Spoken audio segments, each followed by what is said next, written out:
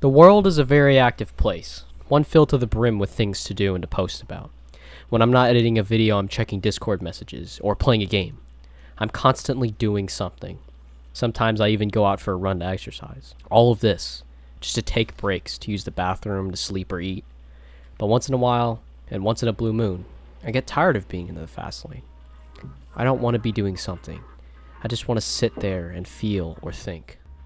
So I get my headphones and I sit down, and the next thing you know, I'm being drowned out by the sweet sounds of soothing lo-fi.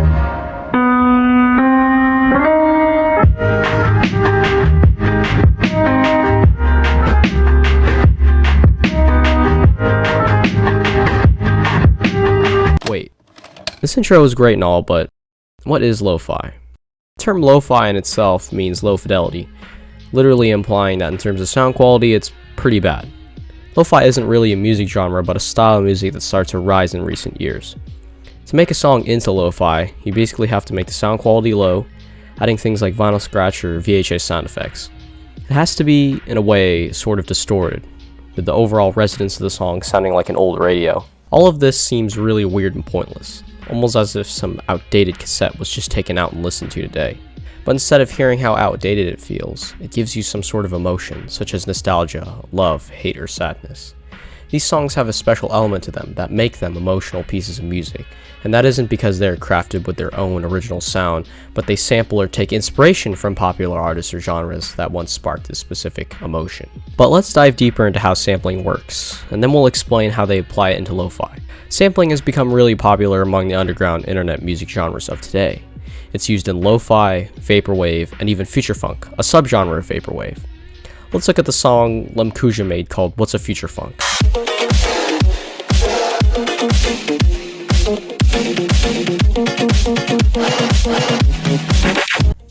And here it uses this sample from Sister Sledge's Thinking of You.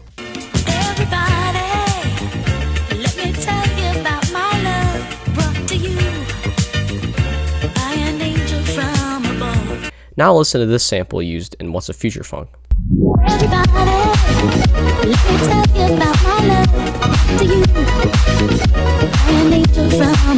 See, completely different song, but you can see how the sample is not a blatant rip of the song, but a recreation of it.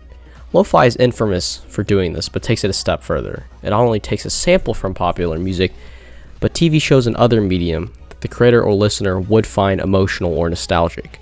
Another example is in Rookie's song, where he uses this clip from the movie 500 Days of Summer. Relationships are messy and people's feelings get hurt.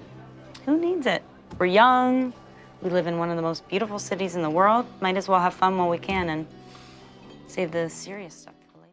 Relationships are messy and people's feelings get hurt. Who needs it? We're young, we live in one of the most beautiful cities in the world. Might as well have fun while we can and save the serious stuff for later.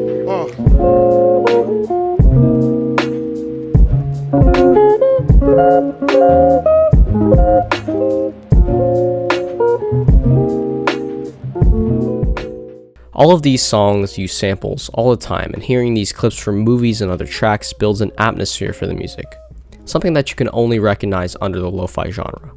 Worn out pictures of cassette tapes and VHS footage frames, anime girls studying for the sake of the chill study beat livestream.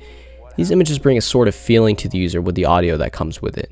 The overall look of the song cover and the audio being presented with it can give a person all sorts of feelings. But to understand why a song makes a person feel the way it does, we have to look deep into the process of a lo-fi song and the way it usually plays out. Breaking down the song, it has some key aspects that gives us the feeling that lo-fi tracks usually produce. First, I already talked about the sampling, which, glossing over, produces a sense of nostalgia through a medium that can be considered old or classic. The next aspect is the cover art and the overall aesthetic of the track. For example, look at this chill study beat livestream. Now look at this one. All of these pictures have something similar to each other in that they have the same warmer or darker colors to produce a more mellow effect to the picture.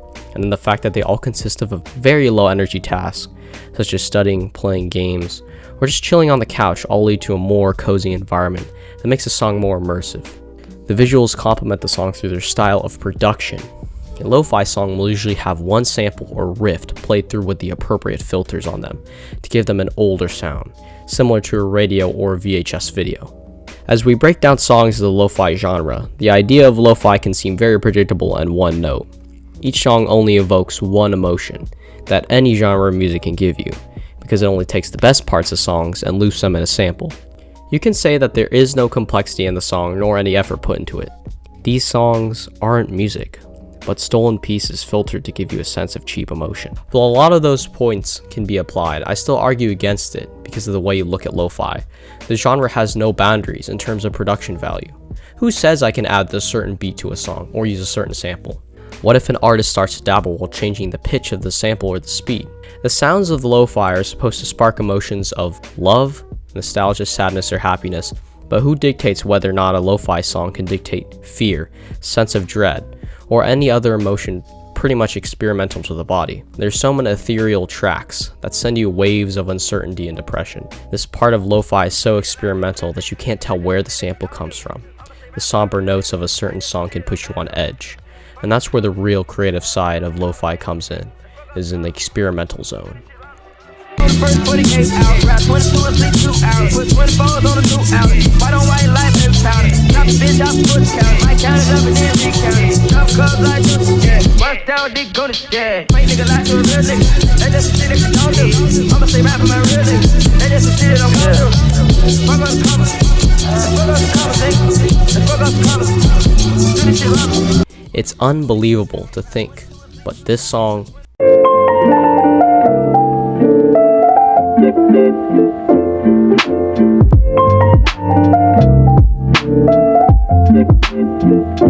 and this experimental piece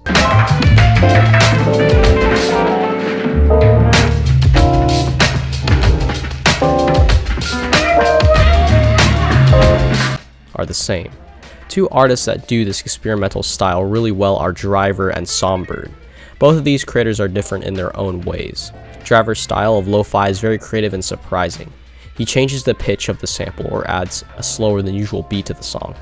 Instead of sampling from someone popular, he takes from something more niche. Driver uses the techniques of modern lo-fi, but makes the song unrecognizable to its own brand of sound. No one notices the sample or guesses the song differently.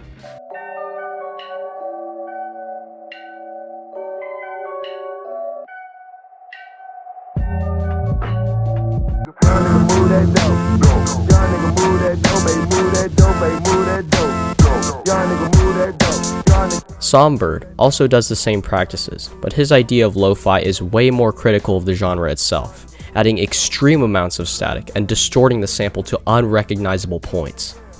It makes fun of more casual lo-fi songs for their lazy sampling and beat, and Songbird shows how messed up you can make a song while still making it very catchy.